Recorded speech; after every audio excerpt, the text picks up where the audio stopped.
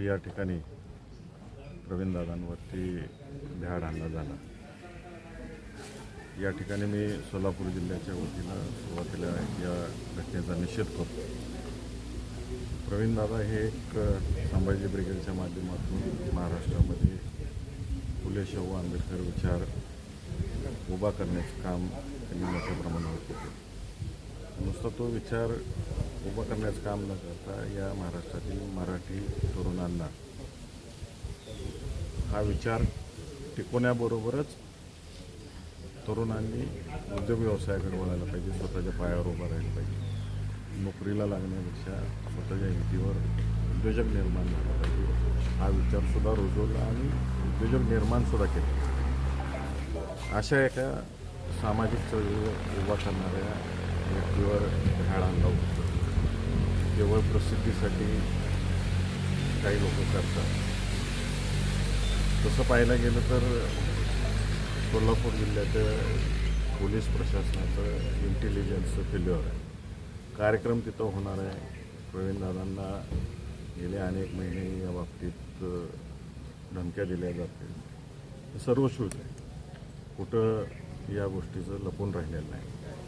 त्यामुळं त्या ठिकाणच्या अक्कलकोटच्या पोलीस प्रशासनाची जबाबदारी होती की योग्य असा बंदोबस्त ठेवणं गरजेचं होतं।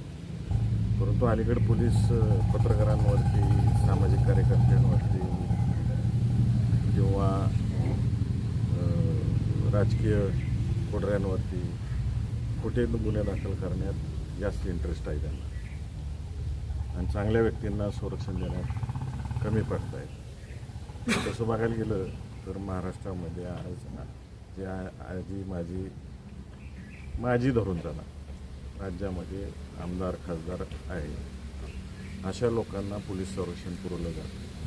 परंतु एक महाराष्ट्र उभा करण्याच्या दृष्टिकोनातून, महाराष्ट्राची संस्कृती टिकवण्याच्या दृष्टिकोनातून सामाजिक चळवळीत काम करणाऱ्या लोकांना संरक्षण दिलं जात नाही। इकडं ज्यांना गरज नाही अशा लोकांना Z+ सुरक्षा दिली जाते। तर या दृष्टिकोनातून राज्य शासनाने, महायुती सरकारने गांभीर्याने हा विषय घेतला पाहिजे आणि पुन्हा अशा घटना घडणार नाहीत महाराष्ट्रात याची काळजी घेतली पाहिजे। दादांना संरक्षण दिलं पाहिजे।